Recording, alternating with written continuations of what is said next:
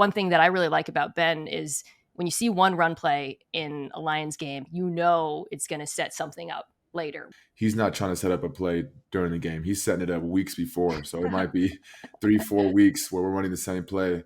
He's thinking about setting stuff up from weeks prior, which makes it so crazy. All right, as promised, we are joined now by one of the best wide receivers in the entire NFL, one of the hosts of the St. Brown podcast, St. Brown's with his brother, fellow podcaster, fellow member of the often mispronounced First Name Club with myself, Mina, brand representative for Hugo Boss, and perhaps most importantly, the reason why I won my first season in the ESPN Fantasy League in 2021 with one of the best draft picks of the entire draft that year. Yeah. Amon-Ra St. Brown, welcome to the show. How you doing? Good. As I mentioned, you're here with Hugo Boss. We're going to ask you a fashion question at the end, but first We're going to talk a lot of football.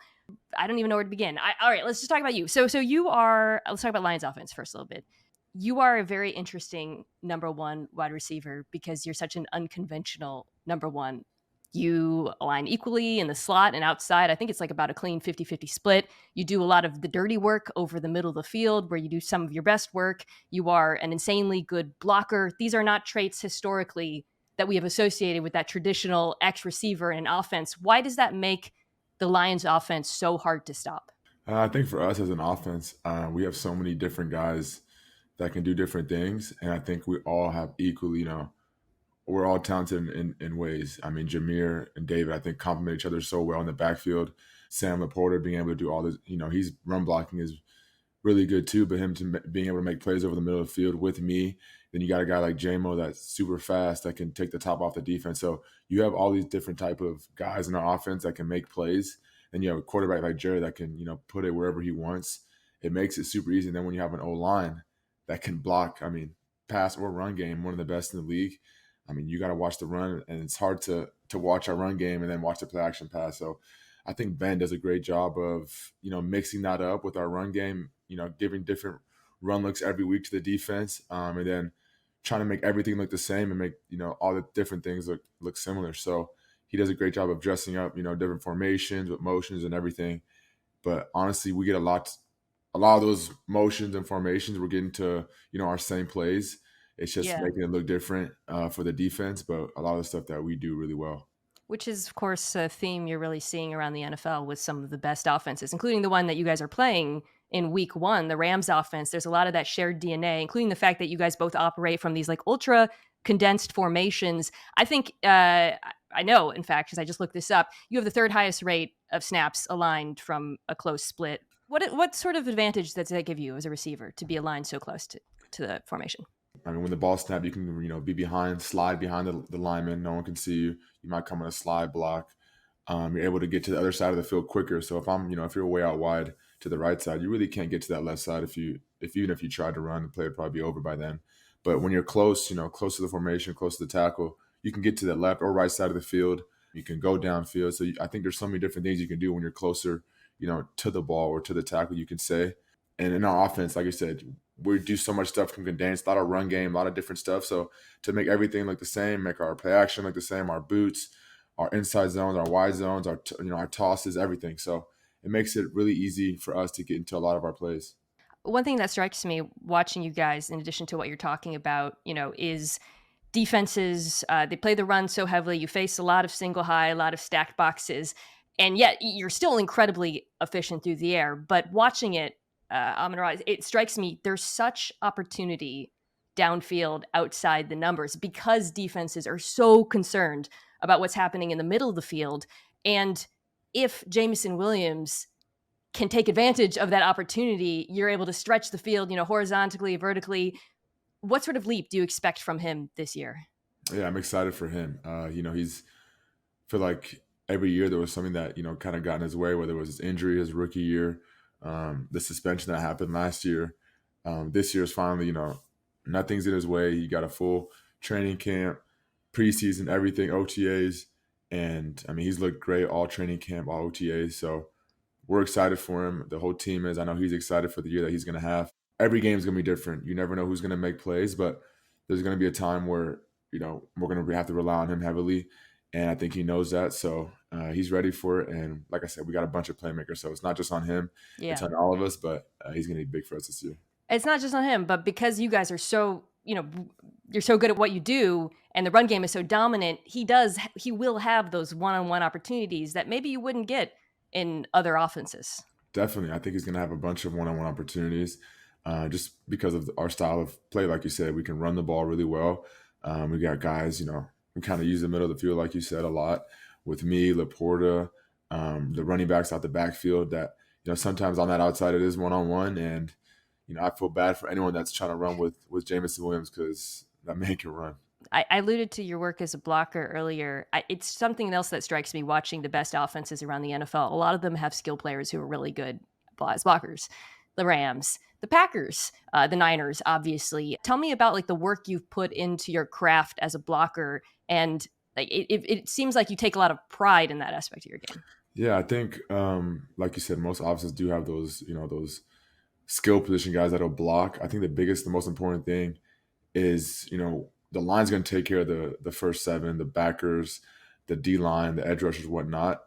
Sometimes safeties, but for us, we got to take care of the back end. So mostly safeties and corners. But when they do bust, when those runs, when the line takes care of their job, the guys that always make the tackle are the guys that the receivers are supposed to block. Whether it's a safety coming down, the corner chasing him down from the backside. So if we can take care of our man, never have our man make the tackle, that's the biggest thing. But I feel like in our offense, we take a lot of time, especially in the receiver room.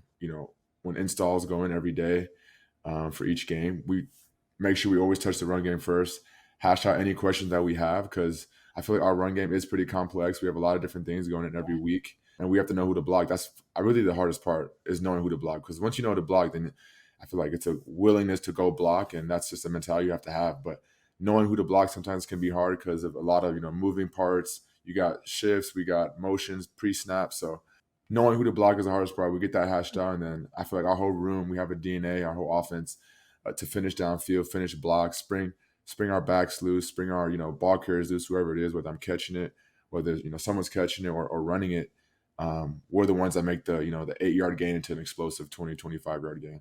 I feel like you've kind of already alluded to this, talking about your offense and the complexity and the way everything looks the same. But what does Ben Johnson do really well that maybe isn't appreciated by the greater public? Obviously they see the plays, they see us making plays on the field. I think what they don't see is the amount of work that he puts into his craft. I mean, he's up, you know, dissecting defenses for hours on end. Honestly, I don't know if the man sleeps, but he's, so that's something that I really respect about him, is his dedication and his work ethic towards, being an offensive coordinator, being a play caller, understanding, defenses and what they like to run, and different ways that we can attack defenses each and every week. Obviously, every team is different. Every team runs different defenses. So I think he has a, unmatched work ethic, which is why he's, so successful. But then again, also he's super talented. He understands personalities. He understands just the game of football. He's been around it for a long time. So he's an offensive, you can say genius. I mean, he's super smart. You mentioned the complexity of the run game with all the moving parts and whatnot. And also, you guys do so many different things in the run game. It's honestly kind of baffling. This is sort of, one thing that I really like about Ben is when you see one run play in a Lions game, it's going to set something up later. Take me inside like your mind. What's it like knowing, okay, we just ran trap. We're going to do that again, but we're going to run play off of it, action off of it. And I'm going to get you. Like, is that something you're thinking about through the course of the game?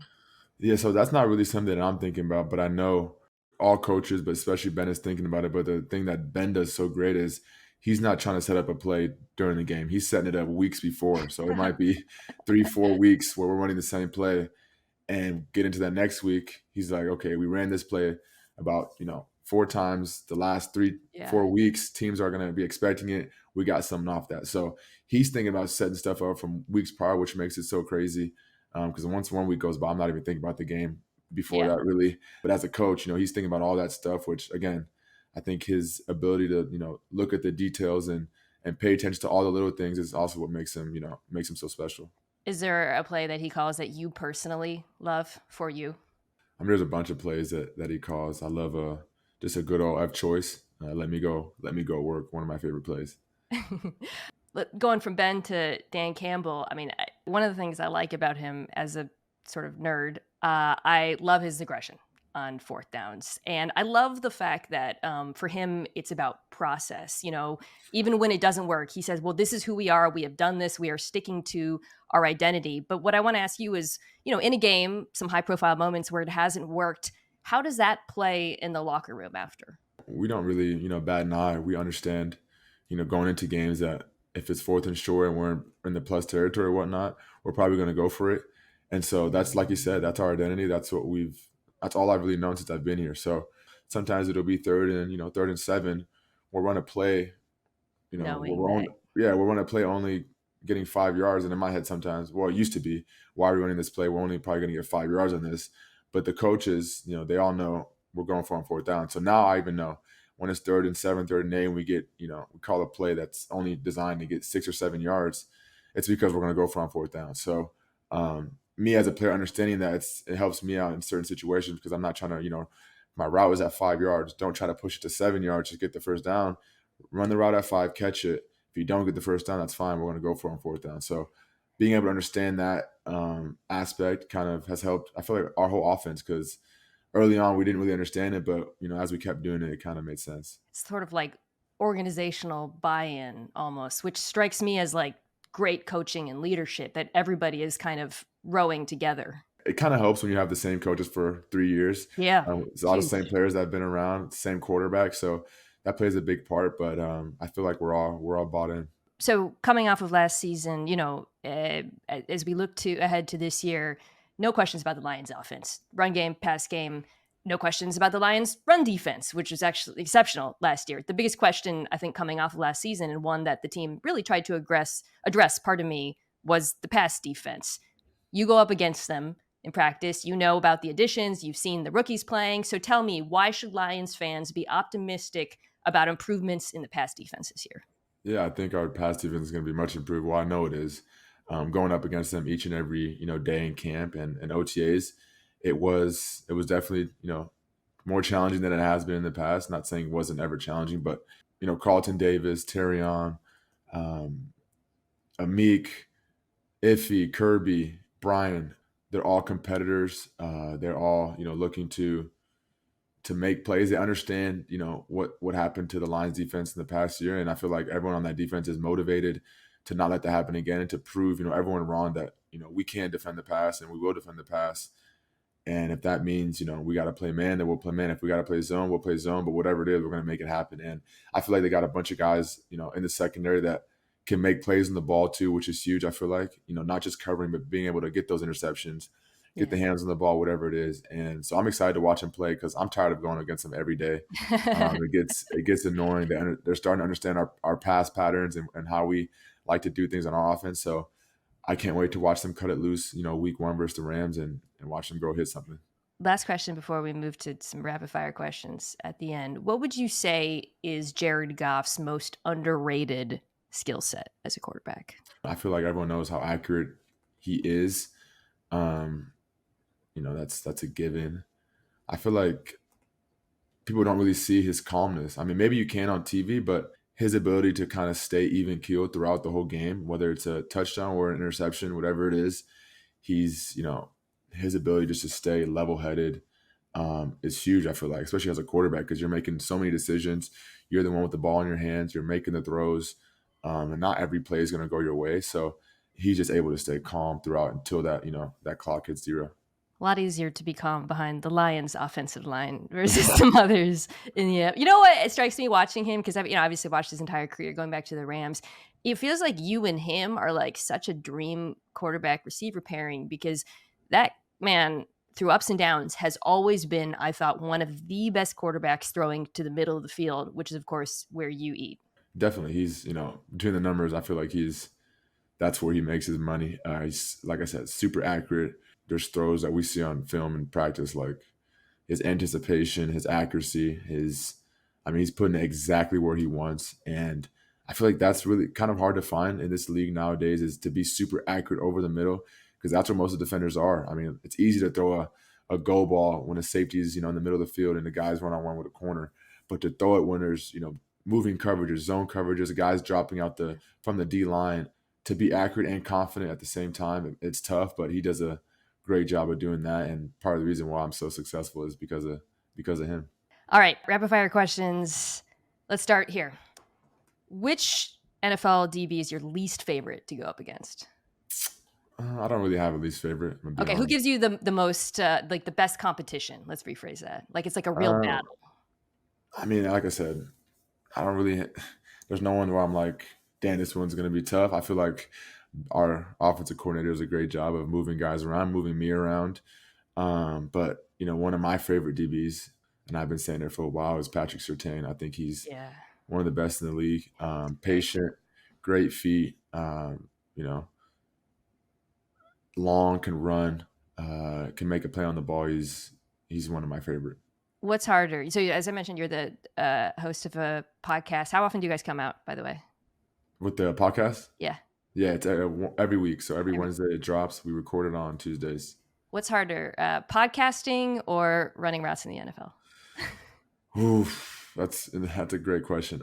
I would say early on, definitely podcasting, just because I didn't know, it's definitely a skill set that you have to learn. But now it's become easier for me. I've been running routes since I was a kid, so that's not too hard. But definitely podcasting. That it's a trait that you have to definitely work on, a skill that you have to work on. But it's I'm still growing. Appreciate you as a podcaster. Okay, so if all the NFL coaches had a Royal Rumble, I know you're going to say Dan Campbell would win, like a battle royale, just no rules, fighting. Who would come in second? Who would give Dan the toughest fight? I'm trying to think of some. I could throw out some names for you. Mayo from the Patriots. Pretty, D'Amico, D'Amico, played backer. I'm going with those three if I had to pick one, probably. Okay, but you think Dan would? Oh, for sure. You guys have one of the obviously most passionate fan bases in the NFL. You'd probably say the most passionate. What is the craziest thing you've ever seen a Lions fan do in person? I mean, I think dyeing your hair blue is pretty crazy. I mean, I didn't see you do that. I think as a fan is pretty nuts.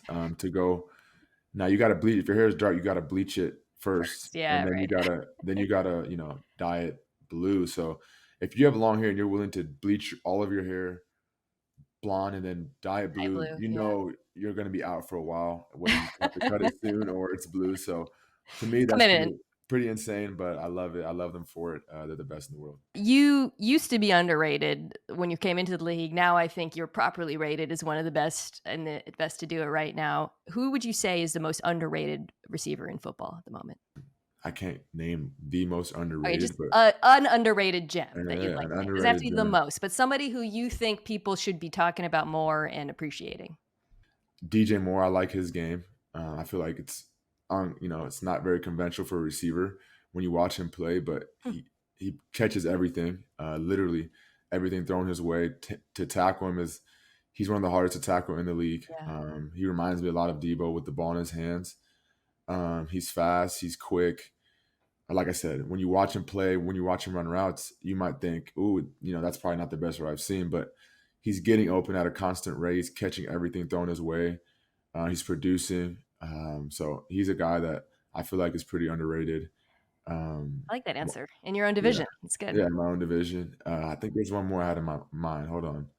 I don't know. Is Jalen Waddle underrated? I love his game. I think he's underrated because Phil, but yeah. I think so. I think, having Tyreek there, he's kind of he's so physical for his size. Too. Right. He's I love his game. Obviously, everyone knows he's fast, but he can run routes. He's explosive.